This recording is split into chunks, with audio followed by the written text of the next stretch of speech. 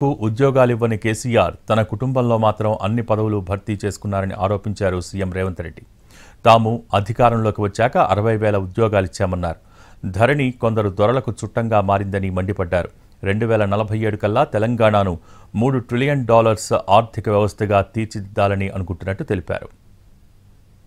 ఉద్యమం సందర్భంగా నీళ్లు నిధులు నియామకాలని చెప్పి 10 సంవత్సరాలు అధికారంలోకి వచ్చిన వాళ్ళు ఈనాడు సమస్యలను పరిష్కరించకపోవడం ఇంకా చిక్కుముళ్ళుగా తయారని నియామకాలు జరగలేదు. వాళ్ళ కుటుంబంలో జరిగిన నియామకాల గురించి నేను చెప్పవలసిన అవసరం లేదు. చైతన్యవంతమైన మీకు ప్రతి విషయము తెలుసు. కరీంనగర్ నిజామాబాద్లో ఓడిపోతే తక్షణమే కుటుంబ సభ్యులకు నియామక పత్రాలు అందించారు, కానీ తెలంగాణ రాష్ట్రంలో ఖాళీలో ఉన్న ప్రభుత్వ ఉద్యోగాలు భర్తీ చేయలే.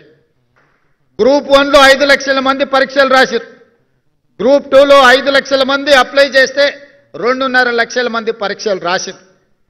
ఎన్నో కేసులు వేసి ఎన్ని చిక్కుముళ్ళు వేసి నిరుద్యోగ యువకుల జీవితాలతో చెలగాట మాడుతుంటే అన్ని కేసులను సమయస్ఫూర్తితో న్యాయస్థానాలలో సుప్రీంకోర్టు వరకు కొట్లాడి ఈ మధ్యలోనే దసరా పండుగ కంటే ముందు 562 మంది గ్రూప్ 1 ఉద్యోగాలు ఉమ్మడి రాష్ట్రంలో కూడా అన్ని నియామకాలు జరగలేదు.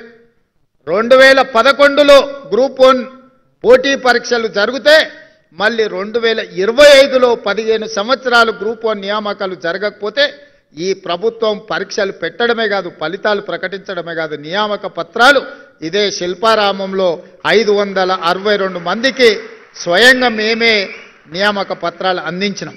ధరణి అనే చట్టం కొద్ది మంది దొరలకు చుట్టంగా మారింది. ఈ ధరణి దరిద్రం ఒక ఎంఆర్ఓను పెట్రోల్ పోసి తగలబెట్టిన చరిత్ర ఈ తెలంగాణలో ఉంది. ఈ ధరణి దరిద్రం ఇబ్రహీంపట్నం ప్రాంతంలో జంట హత్యలకు కారణమైంది. ఈ రకంగా ధరణి దోపిడీ గురించి ధరణి చట్టాన్ని అడ్డం పెట్టుకొని ఈ భూమి మీద ఆధిపత్యం చెలాయించి దోసుకోవాలనుకున్న దొరలకు మొన్న జరిగిన ఎన్నికల్లో ప్రజలు గుణపాఠం చెప్పి బంగాళాఖాతంలో విసిరేసిండ్రు.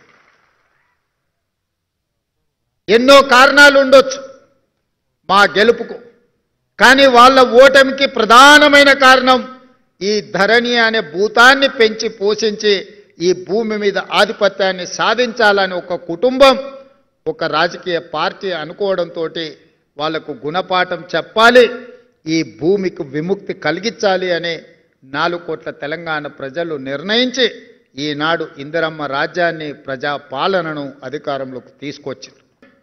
రాబోయే 2047కి 1 ట్రిలియన్, ఈ రోజు 2034కి $1 ట్రిలియన్ ఎకానమీగా, 2047కి $3 ట్రిలియన్ ఎకానమీగా తెలంగాణ ఆర్థిక పరిస్థితులను అభివృద్ధి చేయాలనుకుంటున్నాం.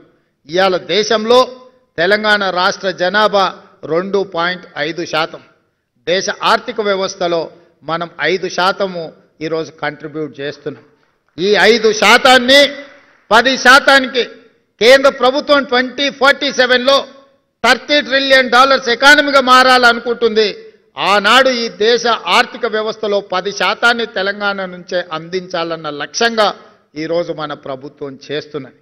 ఆ లక్ష్యానికి చేరుకోవాలంటే మీ వంతు సహకారం